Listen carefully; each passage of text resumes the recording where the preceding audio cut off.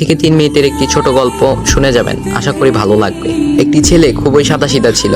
সে একটি দোকানে চাকরি করত। ছেলেটির বেতন ছিল মাত্র 5,000 টাকা। ছেলেটির দোকানের সামনে দিয়ে প্রতিদিন একটি মেয়ে স্কুলে যেত। মেয়েটি প্রতিদিন বোরকা পরে যেত, কিন্তু প্রায়ই মুখটা খোলা থাকতো।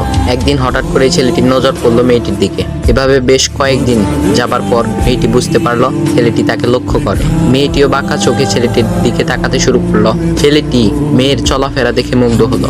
আফসোস করতে লাগলো, ইস, যদি আমিও আজ পড়াশোনা করতে পারতাম, তাহলে সাহস করে মেয়েটির সাথে কথা বলতে পারতাম। মেয়েটি বুঝতে পারলো ছেলেটি তাকে ভীষণ পছন্দ করে। তাই একদিন মেয়েটি ছেলেটির দোকানের পাশে দাঁড়িয়ে রইল।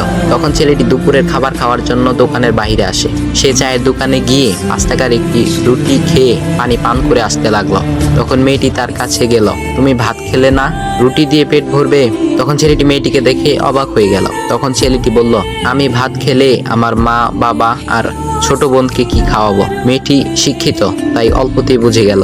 সে হাত ধরে বলতে লাগলো, তাহলে তুমি যে আমাকে পছন্দ করো, আমাকে কি খাওয়াবে? তখন ছেলেটি বলল, আমি তো তোমাকে আপন করে পাওয়ার জন্য দেখি না, কারণ সে যোগ্যতা আমার নেই। তবে এটা সত্যি যে তোমাকে দেখলে আমার খুব ভালো লাগে, তাই দেখি।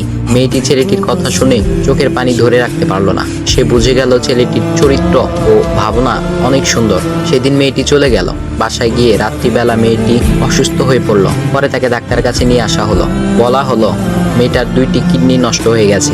তখন মেয়ের বাবা ফোন করলো তার বন্ধুর ছেলেকে, যার সাথে বিয়ে দেওয়ার জন্য সে পাগল। কিন্তু মেয়েটি তার বাবার পছন্দের ছেলেকে বিয়ে করতে রাজি না, কারণ সে ছেলেটি টাকা থাকলেও কি হবে, তার চরিত্র খারাপ, সে লোভী।